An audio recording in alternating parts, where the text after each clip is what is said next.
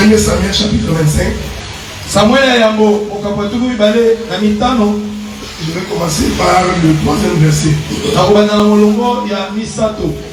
Le nom de cet homme était Nabal. Sa femme s'appelait Abigail. C'était une femme de bon sens, belle de figure, mais l'homme était dur et méchant dans ses actions. Il descendait de Caleb. Nous allons sauter. Verset 8. Demandez-les à tes serviteurs. Ils te diront que ces jeunes gens tournent donc grâce à tes yeux.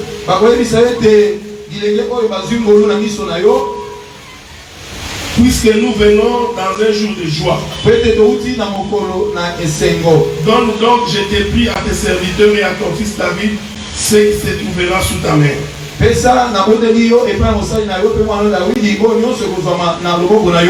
Nous allons encore sauter. Le verset 13. Alors David dit à ces gens que chacun de vous saigne son épée. Ils saignent chacun leur épée. David aussi saignit son épée. Et environ 400 hommes montèrent à sa suite. Il n'en resta que 200 près des bagages. Nous allons encore sauter. Verset 18. Abigail prit aussitôt 200 pains. 2 outres de vin. 5 pièces de bétail à prêter. 5 pièces de mesure de grains rôtis.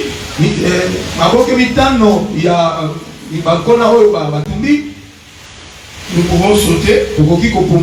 Le verset 19. Elle dit à ses serviteurs, passez devant moi, je vais vous suivre. Et elle dit rien à Nabal son maître. Je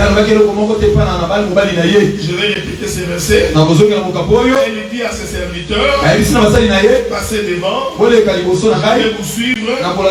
Et elle ne dit rien à Nabal son mari. Pour finir cette lecture, je prends le verset 23. Lorsque Abigail aperçut David, elle descendit rapidement de l'âne, tomba sur sa face en présence de David et se prosterna contre terre. Puis se jetant à ses pieds, elle dit, à moi la faute, mon Seigneur. Permets à ta servante de parler à tes oreilles et écoute les paroles de ta servante. Que le Seigneur bénisse la lecture des Écritures. Amen. Beaucoup plus son explication. Nous vous saluons dans les précieux noms du Seigneur. Amen. Nous allons mettre un point virgule aujourd'hui. Parce que nous pensons que les hommes passent, mais la parole de Dieu demeure éternellement. Je voudrais saisir l'occasion pour vous remercier de m'avoir accueilli. Et c'est avec beaucoup de respect que je vous ai parlé. Et avec beaucoup de considération, en espérant que si le Seigneur tarde à venir, nous verrons l'année prochaine également. Et moi je suis rassuré d'une chose, que si le Seigneur revenait, en tout cas dans les rendez-vous des airs, je serai. Alors je suis en train d'espérer que tu sois également à ces rendez-vous. C'est la raison pour laquelle nous nous assemblons. Nous nous assemblons pour nous préparer à l'enlèvement. Nous nous assemblons pour nous préparer à rencontrer le Seigneur. Quand Israël mangeait l'agneau au jour de la Pâque, c'était pour un seul objectif, c'est de sortir de l'Égypte. Est-ce que vous me suivez? Amen. Les enfants d'Israël n'ont pas mangé la Pâque pour demeurer, mais ils ont mangé la Pâque pour une seule raison, parce qu'ils devaient sortir. Et la Bible dit, lorsque vous mangerez l'agneau, si l'agneau est grand, appelez les plus proches voisins. Donc nous comprenons que les voisins ici, ce sont les nations. Parce que l'agneau était d'abord venu pour la maison d'Israël. Mais dans la prophétie, on savait que les étrangers aussi viendraient manger l'agneau. Est-ce que vous me suivez? Amen. Ce qui fait que quand Israël sortait, prophétiquement, c'était deux peuples qui sortaient. C'était à la fois Israël et à la fois israélite. Je voudrais t'informer que pendant l'enlèvement, les deux peuples vont partir. Mais bien aimé dans le Seigneur, parce que je crois que Paul sera à l'enlèvement, alors que Paul naturellement il est juif. Je crois également que Pierre participera à l'enlèvement, et tous les prophètes aussi vont partir à l'enlèvement. Nous aussi on va partir à l'enlèvement. Ce qui fait que pendant l'enlèvement, il y aura une portion d'Israël et une portion des nations. Est-ce que vous me suivez? Amen. C'est pourquoi quand on mange l'agneau, le souci c'est de sortir. Mais laissez-moi vous dire une chose. Mais ce n'est pas tous ceux qui ont mangé l'agneau qui sont arrivés à Cana. Si je voudrais balancer la nuée, ce n'est pas le fait de venir à l'église et d'écouter la parole qui te garantit que tu iras au ciel. Est-ce que vous comprenez ça? Amen. Nous pouvons nous rencontrer ici, manger l'agneau ensemble. Tu as aussi quitté le pays d'Égypte, mais tu peux ne pas arriver à Canaan. Vous savez frère, il ne faut jamais avoir cette audace. Oh, je suis un élu, que tu le veuilles ou pas, j'irai au ciel. Non, on ne va pas au ciel comme ça. Il y a des principes pour arriver au ciel. C'est pourquoi vous allez remarquer, quand les âges sont arrivés dans le pays de Sodome et Gomorrhe, je t'informe que quand ils sont arrivés, ils ont trouvé Lot à la porte. Cette chose est prophétique. Lot n'était pas dans la ville. L'autre se tenait à la porte. Or, être à la porte, c'est être mis à part. Tout enfant de Dieu qui vit sur la terre ne peut pas être mélangé dans le pays de Sodome et Gomorrhe.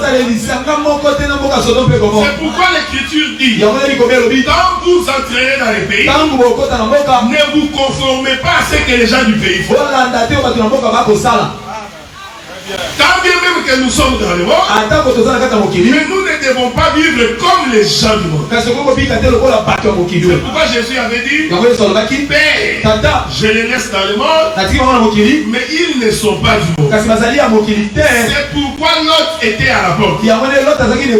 Souffrez que je rentre un peu, parce que j'ai entendu une prédication. Il faut te séparer de Lot. Lot c'est ton péché. L'autre c'est ta maladie. Il faut te séparer de l'autre. Il faut bien lire les Écritures. Écoutez ce que le frère Pierre dit. Laissez-moi consulter le frère Pierre.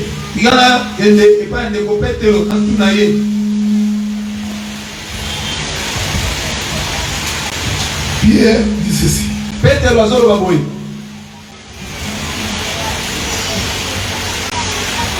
Souffrez, hein, je n'ai pas l'écriture en tête. Voilà, je l'ai trouvé. Nous sommes dans les livres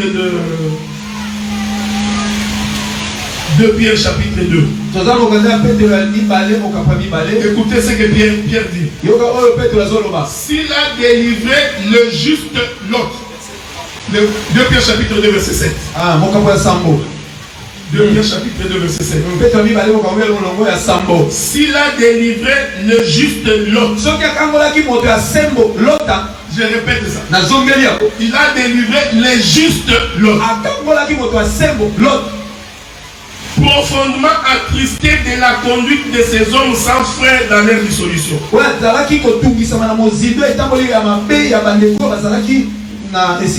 Car c'est juste qui habitait au milieu d'eux,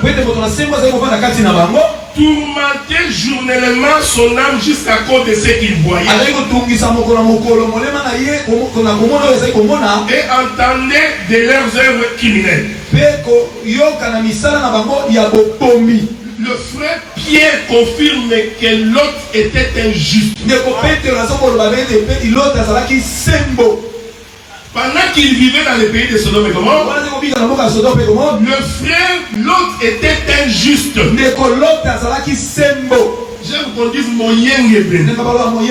Voilà, donc c'était quelqu'un qui n'était pas mélangé avec les autres. Mais remarquez ce qui arrive quand l'autre est sorti avec Abraham. Parce que je vous informe que c'est Abraham qui a pris l'autre pour sortir. Mais si vous remontez plus haut vers le chapitre 11 de Genèse, vous allez voir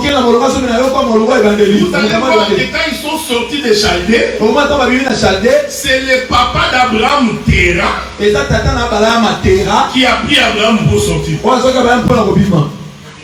Combien dire les Écritures?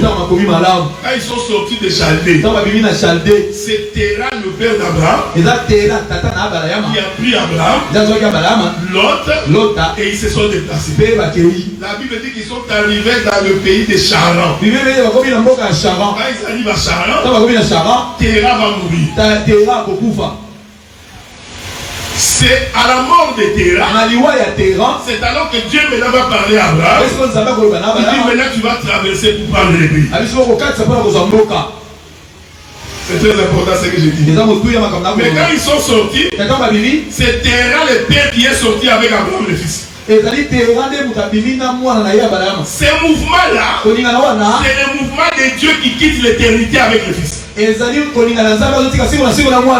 tu me suives attentivement. En réalité, quand Jésus est venu sur la terre, c'était le père avec le fils. C'est lui-même qui dit, je suis, le père est à moi, je suis dans le père. Qui m'a vu a vu le père. Donc pendant tous les voyages de Jésus sur la terre, c'était le père et le fils qui marchaient. J'explique ça par le voyage de Terah et Abraham. Mais quand ils arrivent à Charan, la Bible dit que Terah, le père, va mourir. Faites attention. Ici, nous sommes dans l'ombre. Et l'ombre n'étant pas la représentation exacte de Dieu. Quand la Bible dit que le père est mort, cela veut tout simplement dire que le père s'est séparé du fils. Parce que le père ne peut pas mourir. Donc la mort de Terah ici, c'est le père qui se sépare avec le fils. C'est pourquoi Jésus sur la croix va crier, mon père, pourquoi m'as-tu abandonné? Physiquement, c'était le père qui quittait le fils. C'est pourquoi le fils a pleuré. Est-ce que vous me suivez? Amen. Et sur la croix, c'est Terah qui se sépare d'Abraham. Et une fois que le fils s'est séparé avec le père, alors maintenant Dieu va dire à Abraham, tu vas traverser et prendre possession du pays. C'est pourquoi nous comprenons. C'est sur la croix que la possession a commencé. Parce que tout le temps que Jésus marchait, ce n'était qu'une ombre. Mais quand Jésus meurt et la résurrection, c'est alors que nous prenons possession de ce qui est.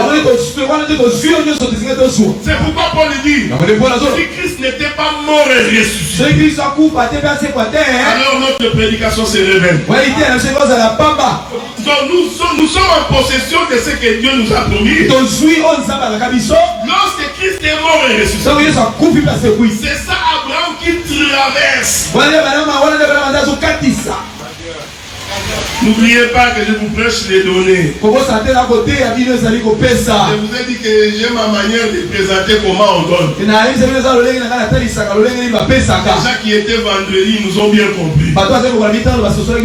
Aujourd'hui nous allons bien descendre. Mais remarquez frère, quand Abraham marche avec Lot, il y a eu conflit entre les serviteurs de Lot et les serviteurs de Abraham. Parce que nous croyons dans cet évangile et nous pouvons nous séparer. Mais on ne peut pas être divisé.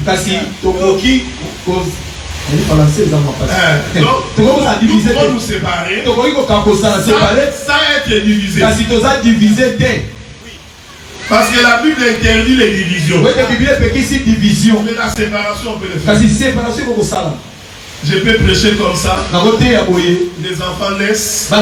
Ils viennent aussi ministres. À un certain âge, les enfants doivent repartir. Quand l'enfant grandit, il quitte la maison de son père. Donc quand on est ministre, il faut se préparer à ces choses-là. Et les enfants qui vont venir au ministère après, ils doivent partir un jour. Maintenant, il faut les aider pour partir selon la doctrine.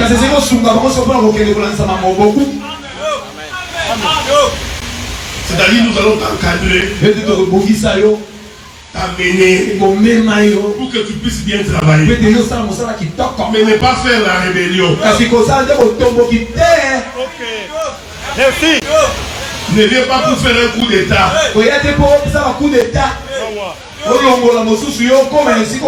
Si tu as grandi, le père va voir qu'il est temps que tu partes.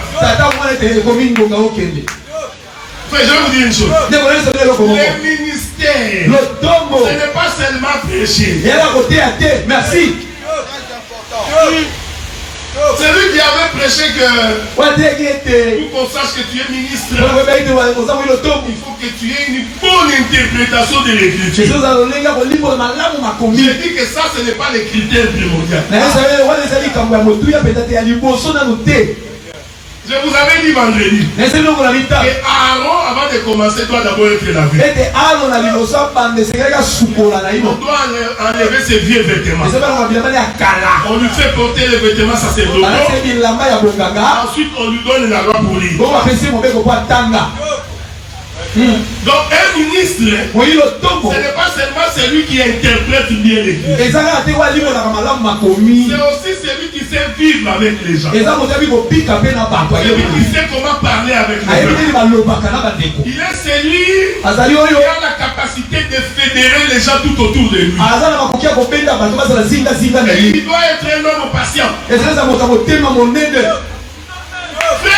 Quand on dirige l'église, il faut que tu sois un homme patient. Parce que vous ne dirigez pas les hommes, vous dirigez les esprits. Si tu n'as pas la patience, tu ne conduiras jamais un peuple. Je vais vous donner des exemples. Israël a vu comment par Moïse Dieu a séparé la mer. Israël a vu comment par Moïse la main est tombée. Mais Israël, il s'entêtait contre Moïse. Ça n'a pas fait qu'Israël dise non, comme tu as séparé la mer. Non, nous allons te suivre à tout prix. Le peuple se rebelle toujours.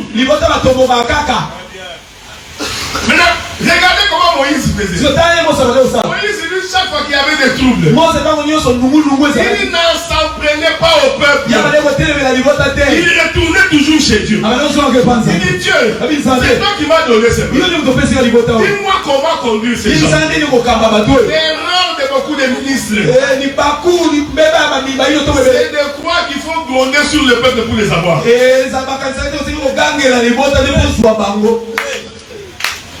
Un jour même, Dieu est entré en colère. Il dit je vais tuer ce peuple. Ok.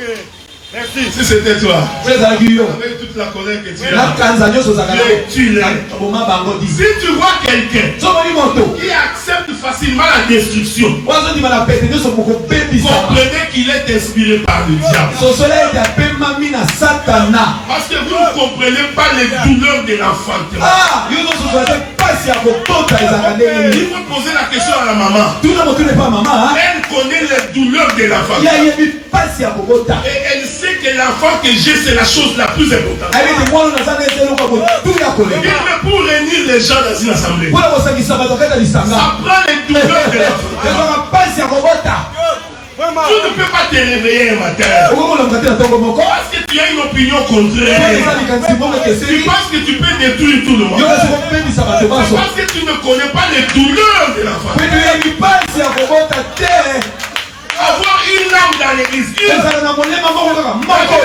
ciel est dans la joie. Ok, merci. Merci. Avant de faire ta rébellion, il faut bien te poser des questions. Il y a des prédicateurs. Il vient et trouve dans une assemblée assise. Il trouve. Il ne sait pas le travail que les autres ont fait pour la vie. Un impoli. Il vient. Il pense qu'il peut parler comme il veut. Ok. Vraiment. Quand tu vas dans la maison de quelqu'un, on ne s'adresse pas à sa femme. Merci.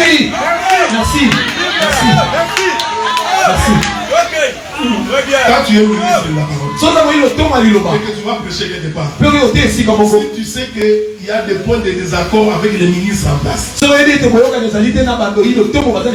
peux pas aborder ces sujets-là de la chaîne. Ça, c'est un désordre. Parce que tu ne connais pas la souffrance pour bâtir une œuvre. Vraiment, ok.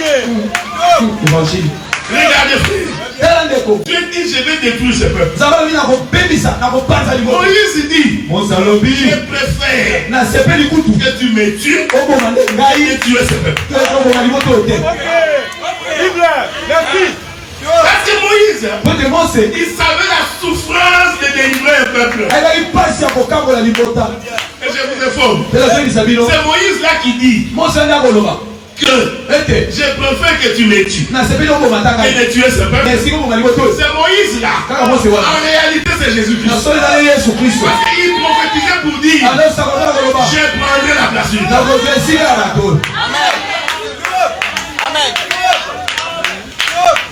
Est-ce que vous me suivez? Retenez ce que je viens de dire. Parce que c'est ça Abigail. Moïse, il prend la place du peuple. Il dit non Dieu, tu peux tuer ce peuple. Il faut passer par moi.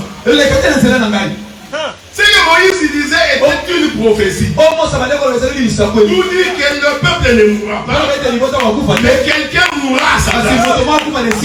Or, Deutéronome dit, l'Éternel votre Dieu vous suscitera un autre prophète comme moi.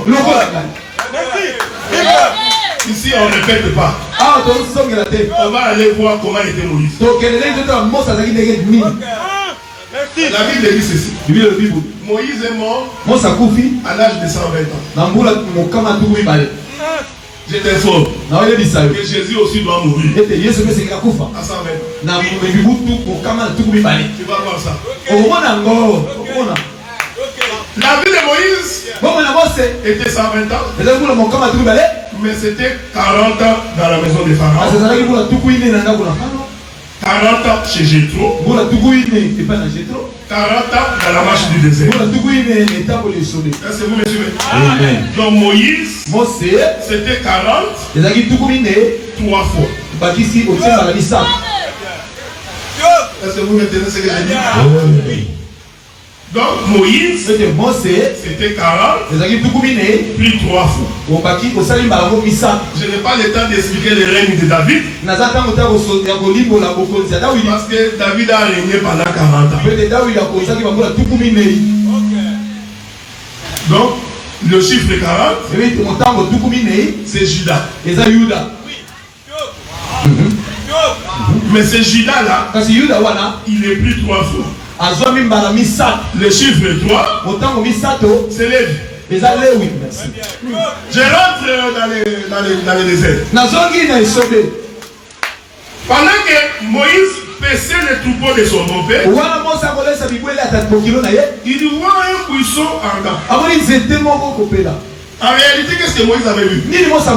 Il avait vu le soleil sur la terre. Oui, mais c'est écrit. Parce que quand Moïse se retourne, Dieu lui dit, ôte les chaussures de tes pieds. Parce que là où tu te tiens, est une terre sainte. Alors Dieu dit à Moïse, j'ai vu la souffrance de mon peuple. Alors je suis descendu. Le buisson ardent, c'était Dieu descendu. Ok. Très bien. Et il avait dit à Abraham que je descendrai à la 4e génération. Mais ce que Moïse voit, il voit le soleil sur la terre. Parce que Dieu était descendu à la 4e génération, qui est le mystère du chiffre 4.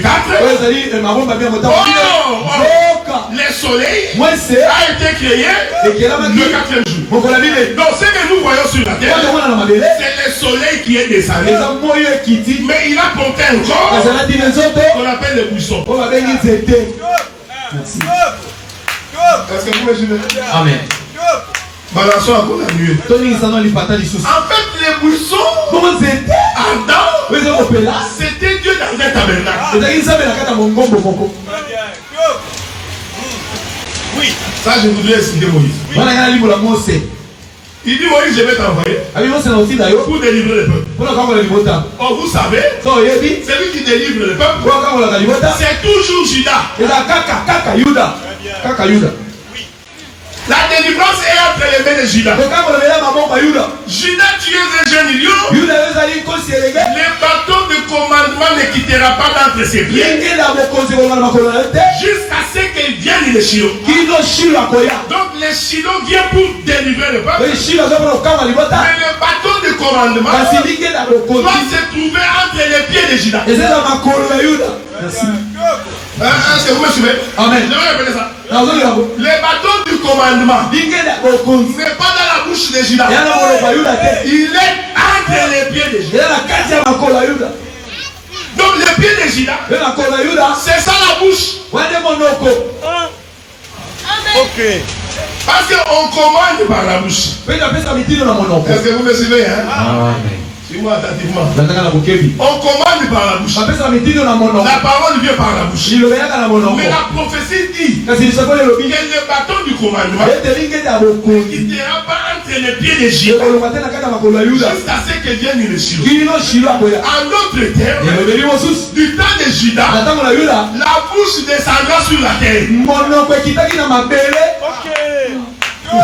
Donc quand Jésus prêchait, en réalité c'était le ciel sur la terre. C'était la bouche entre les pieds. Une histoire de lit. Les pieds qui a les ailes de l'évangile. On n'a pas dit la bouche. On a dit les pieds qui portent les ailes de l'évangile. Donc ici les pieds, c'est une bouche. C'est pourquoi il a dit aux disciples que personne d'entre vous ne quitte Jérusalem jusqu'à ce que vous serez baptisés du Saint-Esprit. Et quand vous aurez le Saint-Esprit, vous serez mes témoins. Et vous commencez à marcher de Jérusalem, Samarie, jusqu'aux extrémités de la terre. Oui, très bien. Donc quand Dieu croise Moïse, Le buisson ardent, c'était l'Éternel Dieu qui était descendu. En d'autres termes, c'était Judas. Parce que c'est Judas qui doit délivrer le peuple. Mais regardez ce qui va arriver. Moïse dit à Dieu, j'ai la langue embarrassée.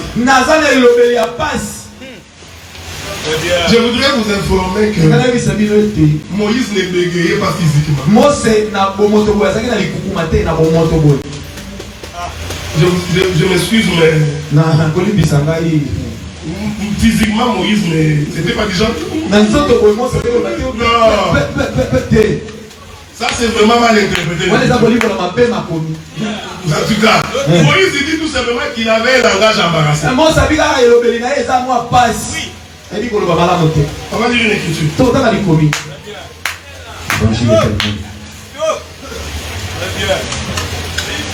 Je crois que ça doit être Actes des Apôtres.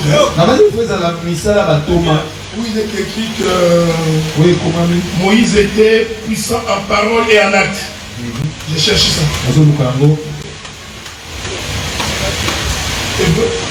Alors,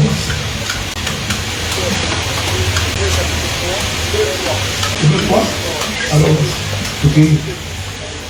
quel verset? Hébreux chapitre 3.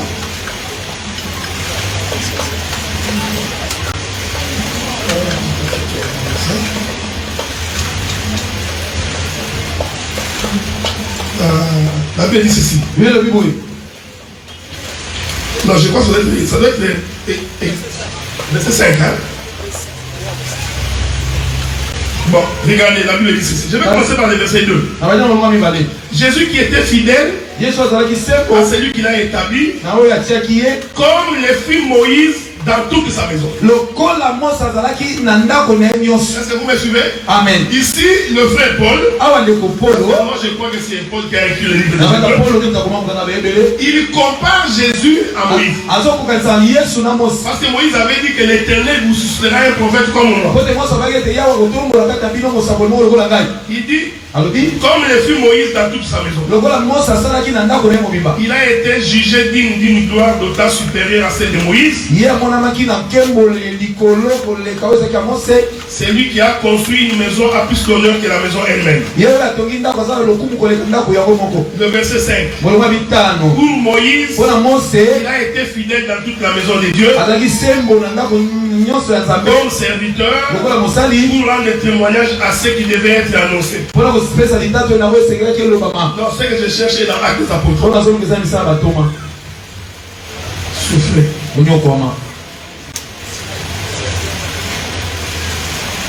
Ça doit être Actes des Apôtres chapitre 7. Voilà. Oui. Actes chapitre 7 verset 22.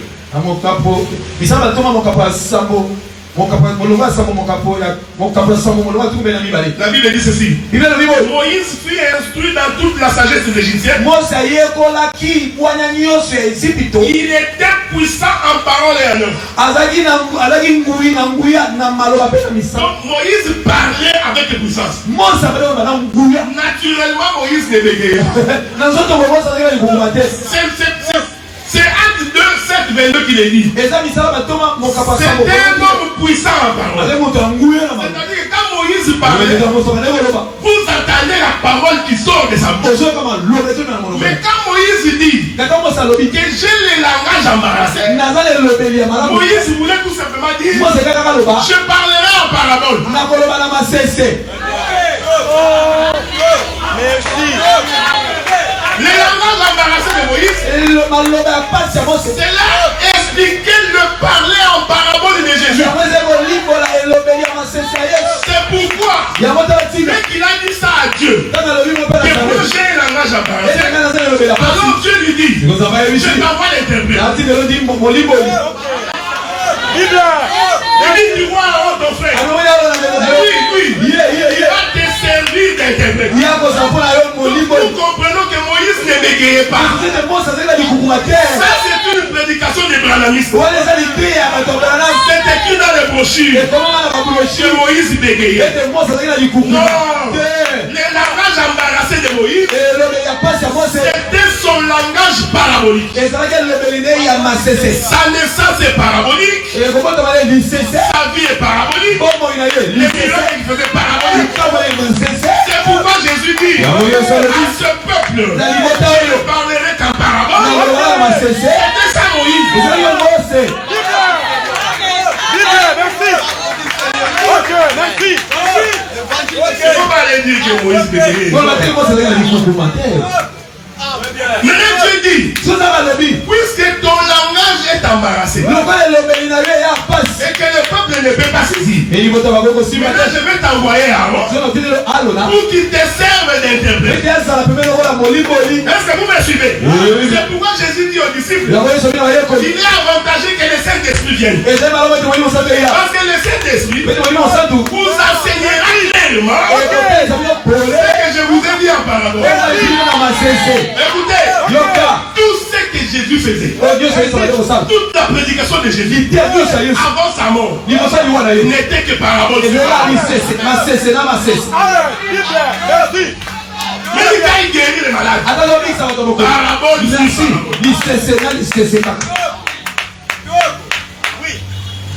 Donc, c'est Aaron qui vient. En réalité, c'est l'image du Saint-Esprit qui vient donner l'intelligence du langage embarrassé de Moïse. Or,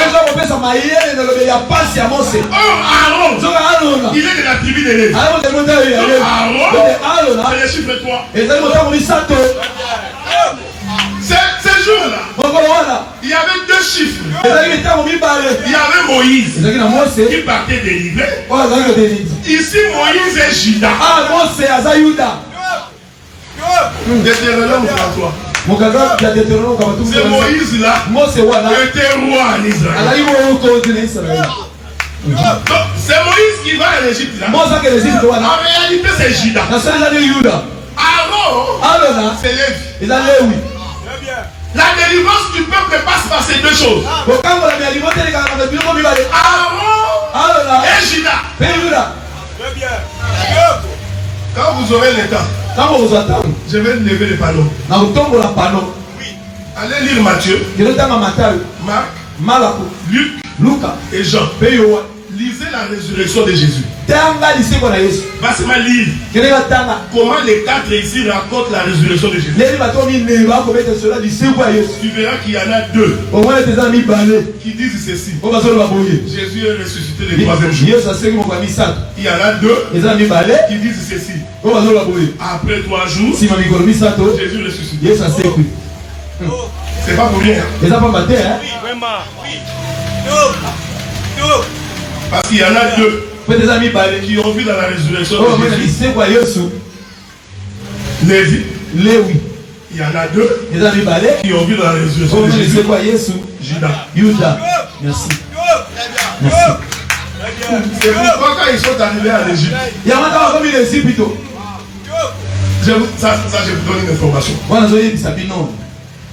Il est possible que noir sur blanc, que tu as l'impression que Moïse parlait à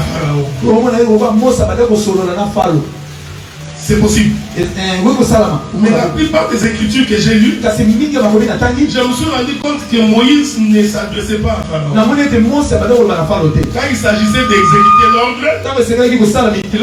Moïse s'adressait à Aaron. Même pour jeter la verge, Moïse ne s'est pas adressé à Pharaon. Il a dit à Aaron, jette la verge. Amen. Tout ça, le langage parabolique de Christ et Aaron qui interprète. C'est pourquoi vous allez remarquer, pour sortir de l'Égypte, il fallait premièrement que les sacrifices soient faits. En d'autres termes, il fallait que dans chaque maison, que Lévi soit présent. Parce que pour égorger l'animal, il faut qu'il y ait un sacrificateur. Donc dans chaque maison d'Israël, Aaron était représenté par le chef de famille qui était le sacrificateur. C'est pourquoi dans les assemblées des saints, quand nous disons que la femme ne peut pas prendre le pressoir, c'est écrit dans la Bible. Et comment dans la Bible? Dans toute la Bible. La Bible Il n'y a jamais eu de femme sacrificatrice. Et quand vous avez passé par tout le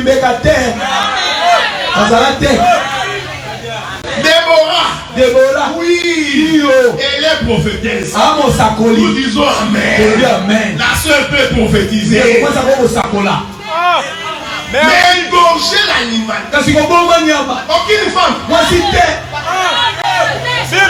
Parce que quand on égorge l'animal, il faut que tu sois quelqu'un qui sait manier le couteau. Parce que dans tout animal, il y a la poche amère. Donc celui qui ne sait pas couper les animaux, il va aller couper la poche amère. L'union se déduit. Merci.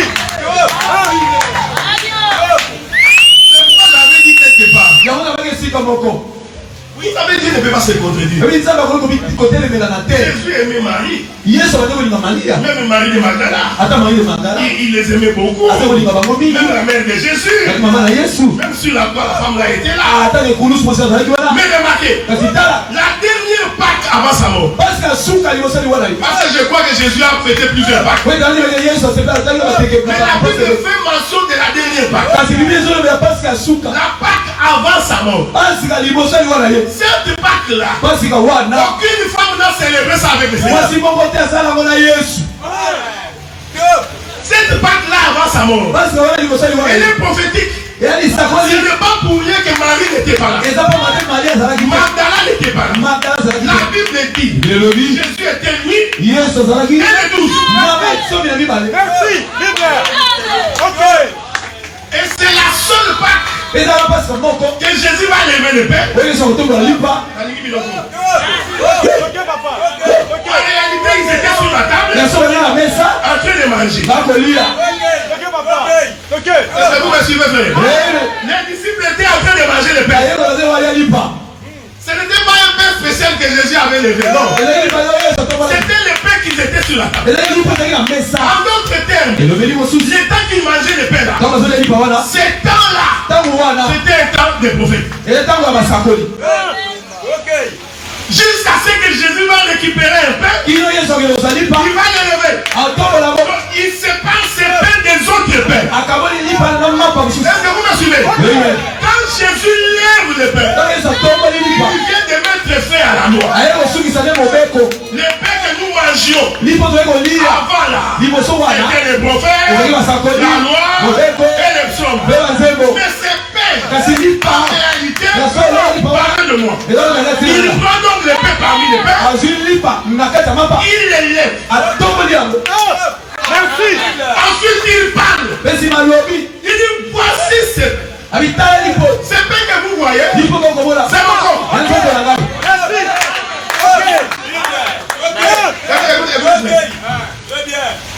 Lèvez le pain là.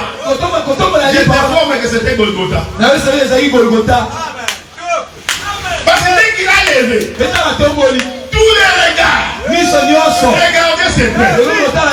Personne ne regardait encore sur la table. Aujourd'hui, nous ne regardons plus sur la table. Nous ne regardons pas les tas de prophètes. Nous regardons le pain qui a été levé.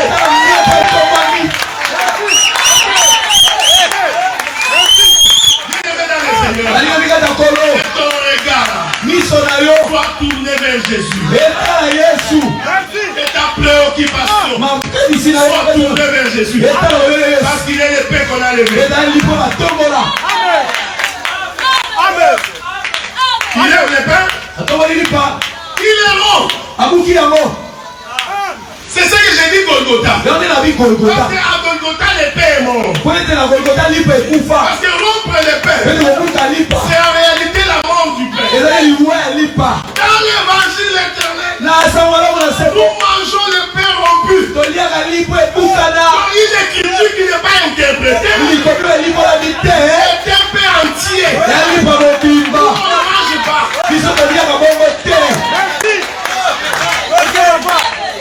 Même la femme cananéenne a vu ça. Il dit à Jésus, ma fille est malade. Viens la guérir. Jésus dit non. On ne donne pas aux chiens. C'est ce que Jésus avait dit. Jésus avait dit nourriture. Jésus n'avait pas dit paix. Il a tout simplement dit on ne prend pas la nourriture des enfants pour donner aux chiens. Jésus. Quand Jésus dit ça, donc, la femme a vu Jésus sur la table. La femme avait vu Jésus sur la table. Mais Jésus n'avait pas dit qu'il était sur la table. Il a tout simplement dit qu'on ne donne pas la nourriture des enfants aux chiens. Mais la femme a dit ceci. C'est une chose. Donc la femme interprète la nourriture. Il dit je sais une chose. Que les chiens mangent les miettes de paix qui tombent de la table. Donc, quand Jésus disait à la femme, on ne donne pas la nourriture. La femme avait mis le pain sur la table.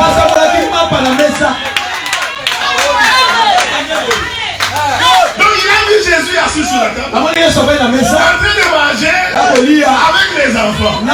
Or les enfants ici, ce sont les apôtres. Il dit je sais au moins que nous les chiens, nous avons droit de manger les miettes. Pour manger les miettes, il faut briser les pains. Un pain qui n'est pas brisé, il y a pas de miettes. Parce que quand il y a des miettes, tu peux avaler facilement. Le ministère consiste à couper les pains pour que le peuple mange carrément. Nous avons un enfant ici qui a 5 pains et 2 poissons. Jésus dit amen. Il dit qu'il prit les pains, il lui rendit grâce. C'était fort. Rendre grâce là, c'est brisé.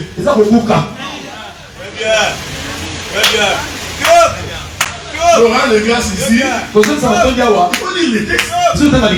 La Bible n'a jamais dit que Jésus a prié. Oh Dieu, je te rends grâce. Parce que les pères, nous allons distribuer. Non. La Bible dit tout simplement Jésus a rendu grâce. Mais qu'est-ce qu'il avait dit? La Bible s'est tue. Ici nous avons l'interprétation. Rendre grâce, vous voulez tout simplement dire Dieu a rempli le pain. Il a distribué. On distribue, le pain ne finit pas. On distribue, le pain ne finit pas. Il dit allez ramasser. J'étais fort. Marie de Magdala était là. Marie mère de Jésus.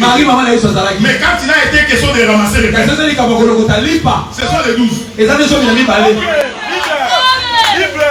Merci. Même Marie est polie. Il n'a pas ramassé les pains. Mais pourquoi toi tu es impoli comme ça?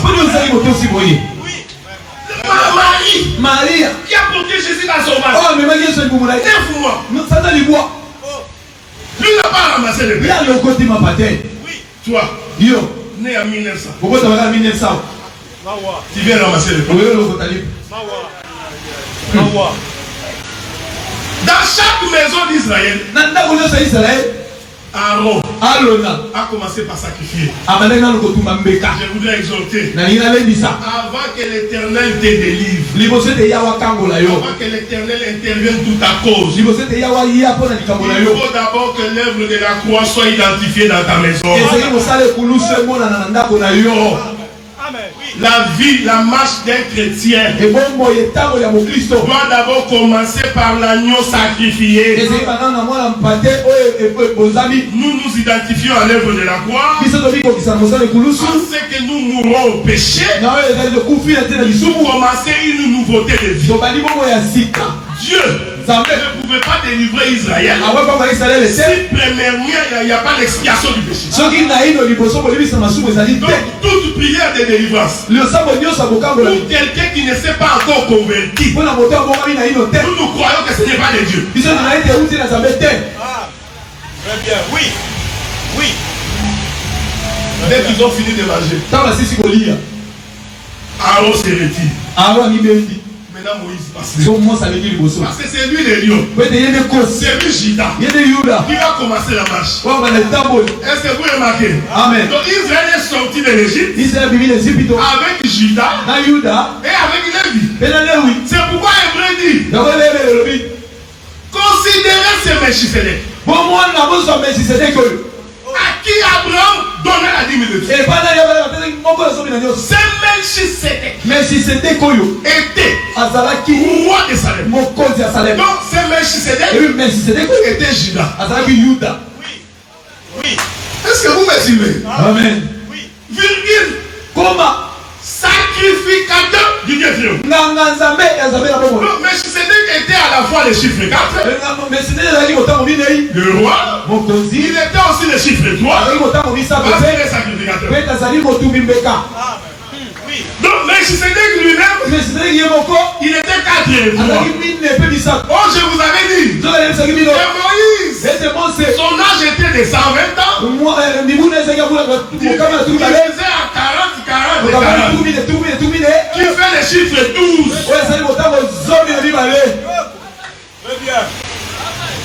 C'est pourquoi quand Jésus arrive, même quand il choisit les apôtres, c'était pour confirmer l'âge de Moïse. Bon, là c'est possible que tu te dis, comme tu as l'habitude de dire, non mais 12 mais pas 120. Tu te dis ça non? Je savais aussi qu'il fallait dire ça. J'ai une écriture dans ma bouche. Quand tu vas dans un partage, il ne faut pas lancer tous les missiles. J'étais fort, mais que c'était 120. C'est le chiffre de 12. Regardez. Jésus dit, ne sortez pas encore de Jérusalem. Attendez. Lorsque vous aurez le Saint-Esprit, vous sortirez. L'Écriture dit, dans la chambre haute, ils étaient 120. En réalité, dans la chambre haute, c'était Moïse qui était là-bas.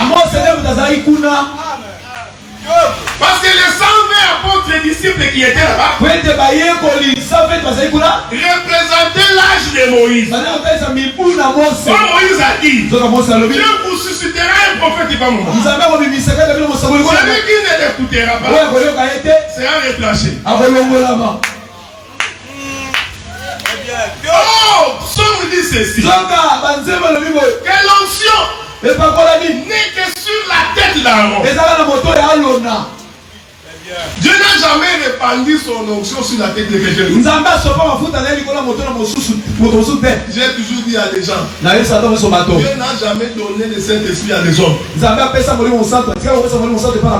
Non. Le Saint-Esprit est d'abord sur Jésus. Mais si toi tu veux avoir le Saint-Esprit, il faut que tu sois dans le corps de Jésus. Très bien. Parce que l'onction n'est répandue que sur la tête d'Aaron. Aaron c'est le souverain sacrificateur. Il représente Jésus lui-même. Il n'y a que sur lui. Jean-Baptiste, quand il a regardé, il a vu le Saint-Esprit sous forme d'une colonne descendre sur lui. Amen. Maintenant, pour que toi tu aies le Saint-Esprit, il faut que Noé aille couper le bois dans la forêt et qu'il ne pas s'entrer dans les corps de Jésus.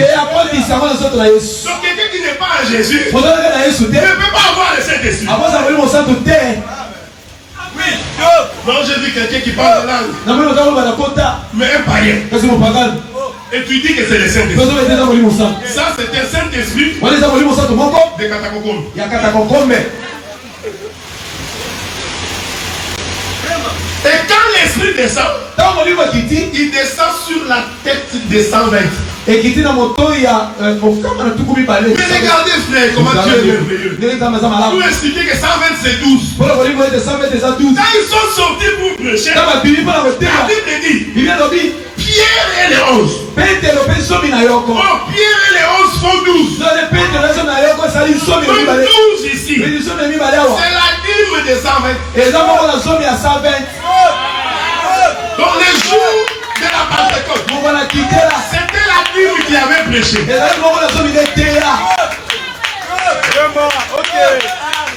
Est-ce que vous me suivez, frère? Amen. Donc l'éternel Dieu, pour te délivrer, il doit faire ces deux choses. D'abord, il doit te délivrer, pardonner tes péchés. Ensuite, il va combattre pour toi. Il va combattre pour toi. Ça, là, Dieu a fait. Il a tout donné pour que tu sois ce que tu es. Pourquoi je vous avais dit vendredi? Celui qui ne donne pas, il ne connaît pas Dieu. Parce que le premier qui a appris à donner, c'est Dieu. Et je te forme, mes frères. Celui qui a le Saint-Esprit donne. Oui. On n'a pas besoin de prendre beaucoup de versets pour convaincre quelqu'un qui a le Saint-Esprit. Je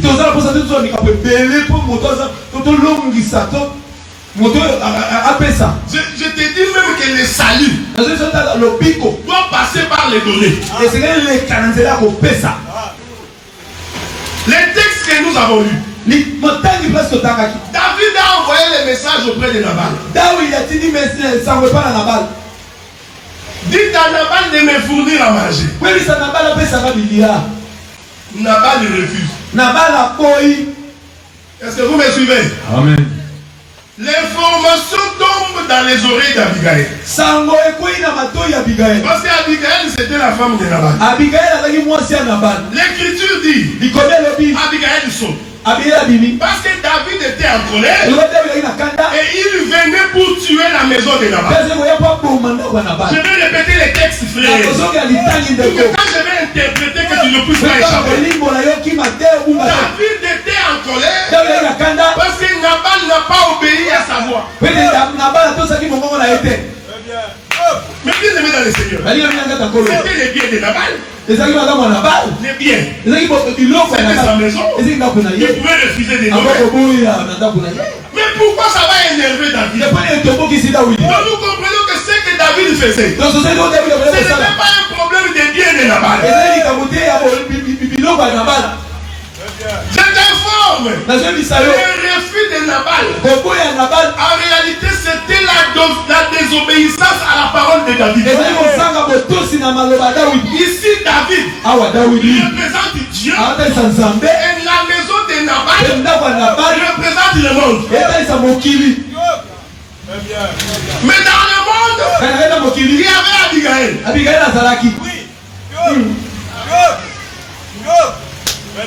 David se met en mouvement parce qu'il est en colère. Il doit aller tuer la maison de Nabal. Ici David, c'est Dieu au temps de la loi. Très en colère. Quand l'homme a péché, l'homme j'aime ces choses, frère. L'information tombe dans l'oreille d'Abigail. Ici, Abigail, c'est l'homme de Jésus. Tu vas voir ça. Vous savez, quand nous expliquons les Écritures, nous n'expliquons pas en français. J'ai vu des prédicateurs. Il explique dans les voyelles et les consonnes. Quand on se dit là, c'est une femme. Quand on dit le, c'est un homme. Mais là, quand tu vas en anglais, parce qu'en anglais, les là et les le n'existent pas.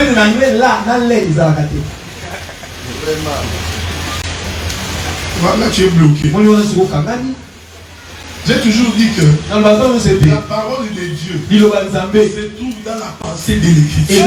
Quand Dieu inspire l'Écriture, Dieu a une pensée. C'est cette pensée-là qu'il faut aller rechercher. Et la pensée de Dieu se trouve dans les autres Écritures. Vous m'avez dit, toi, Abigail, une femme, moi si, devenir l'homme de Jésus. Très bien. Tu n'as pas dit l'Écriture. Israël. J'ai voulu te rassembler comme une poule. Lui est un homme, non? Il rassemble comme une poule. Si tu restes dans les poulaillers, tu es perdu. Parce que nous partons des poulaillers pour monter au ciel. Abigail sort. Abigail a bibi. Il ne va pas le même réduit. Akei maboko pour l'été. On ne peut pas servir Dieu les mains vides. Ça n'existe pas dans la Bible. Je vous avais dit vendredi. Moïse a dit à Pharaon, nous servirons Dieu et nous et nos biens. Donc même les biens servent pour Dieu. Amen. Moi j'ai toujours pensé que donner un dixième c'est ça la part de Dieu. Moi j'ai toujours trouvé que ce n'est pas très juste. Moi j'ai toujours dit qu'il faut donner tout ce que tu as. Tu peux même donner 10 dixièmes. Tout. Parce que toute ta vie, tout ce que tu as, en réalité servent pour Dieu.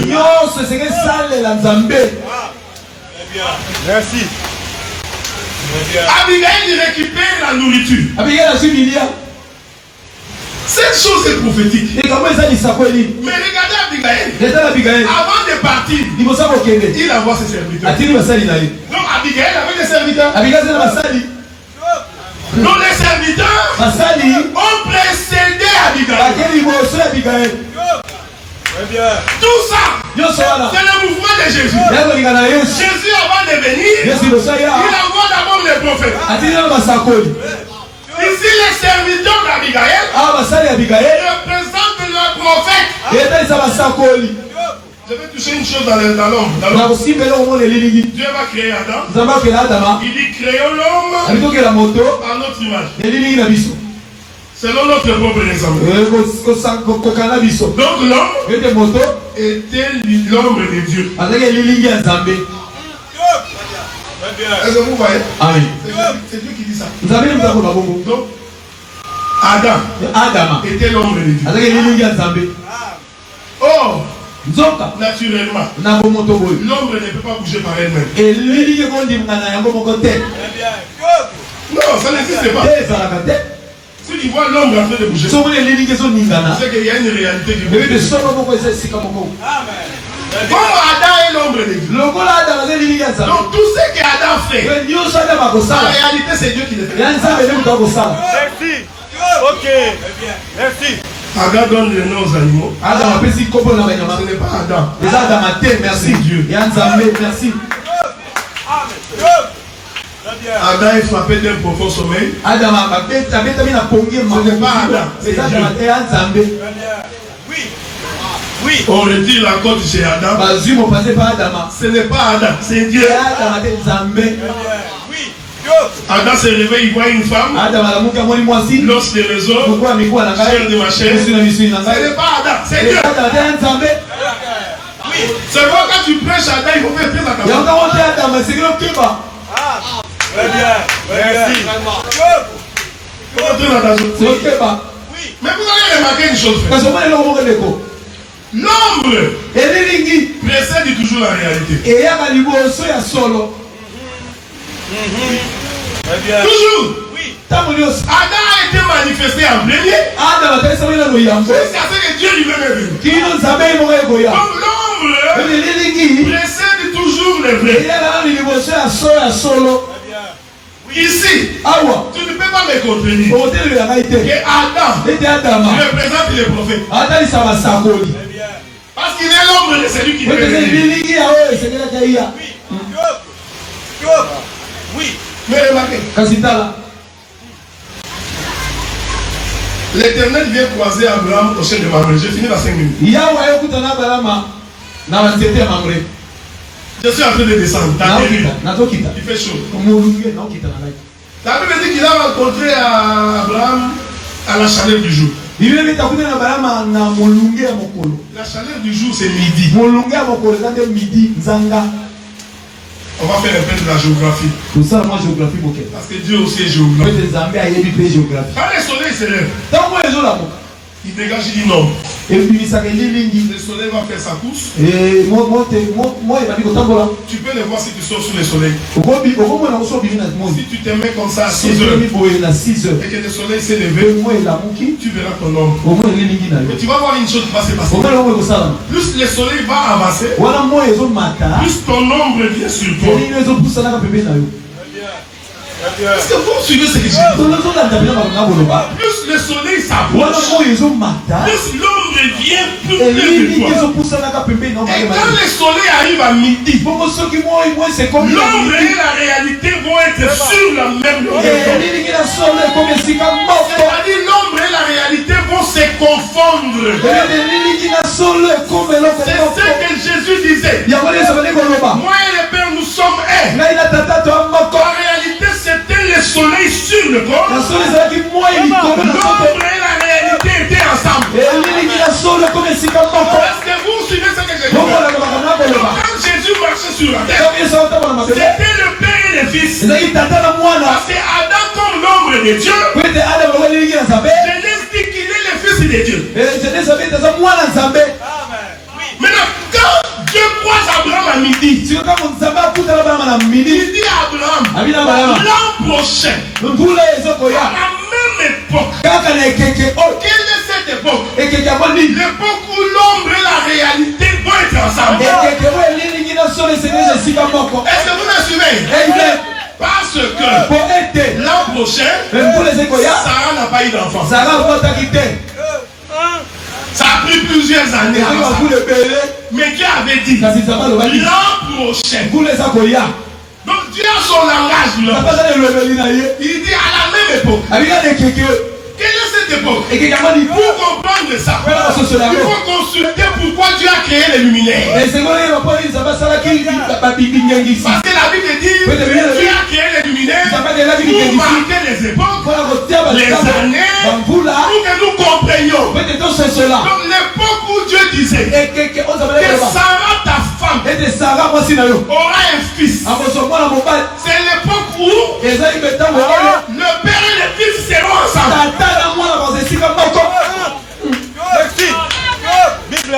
C'est pourquoi Marie pose la question.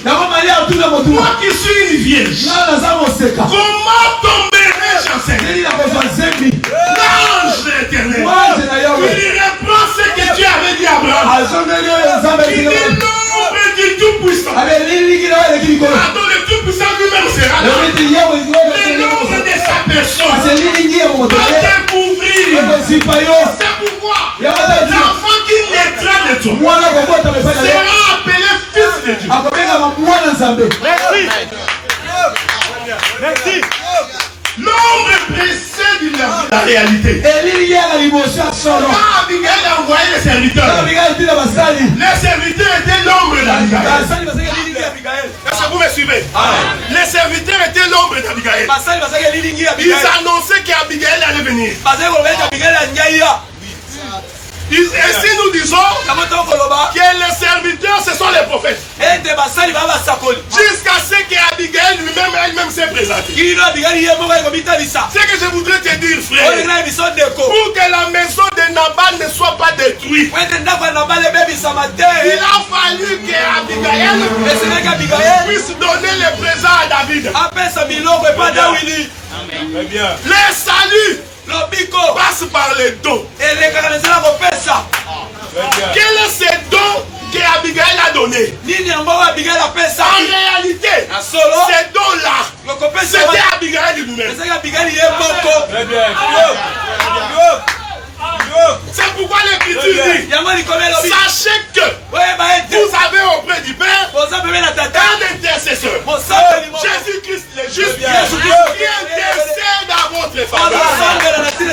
Abigail a dit David, que ta colère ne s'enflamme. Quand mon mari était méchant, c'était un pécheur, mais accepte ses présents. Le présent ici, c'était Jésus lui-même sur la croix.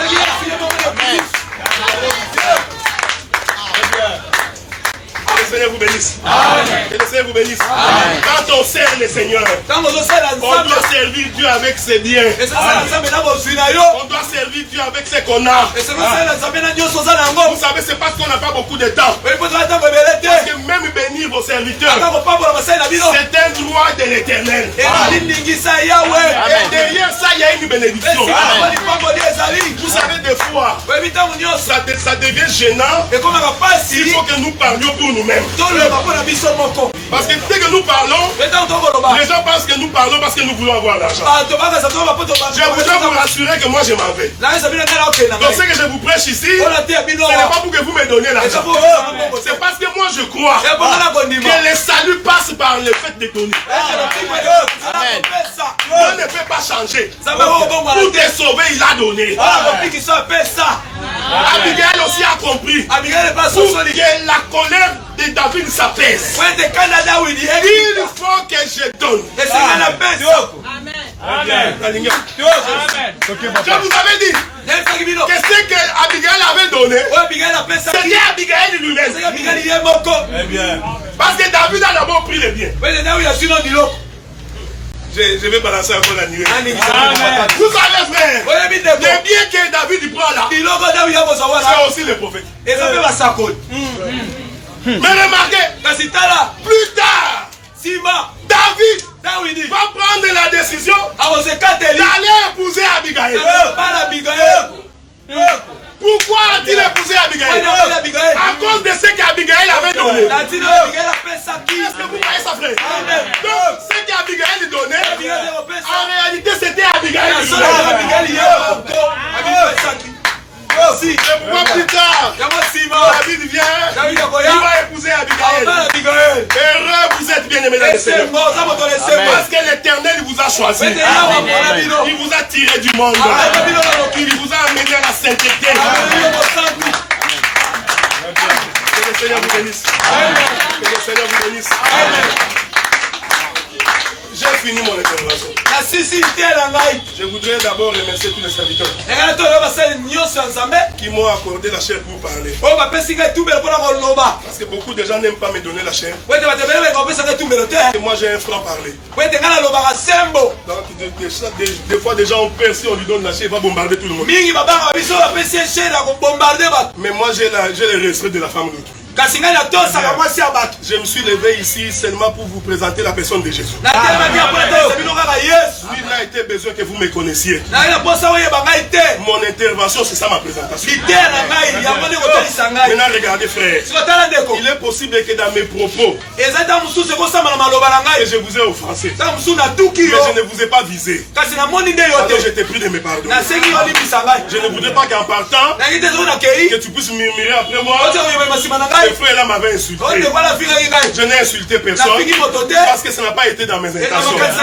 Mais ça peut arriver qu'en parlant, vous savez, frère, il y a quelqu'un qui a dit, je ne vais pas à l'église. Parce que là-bas, on ne prêche que moi. Mais toi, tu veux qu'on prêche qui? Non, à ton avis. Quand vous venez ici, mais c'est pour qu'on vous prêche. Amen. Oui, ce que nous disons, toi t'es touché, toi. Amen. Que le Seigneur vous bénisse. Que le Seigneur vous bénisse.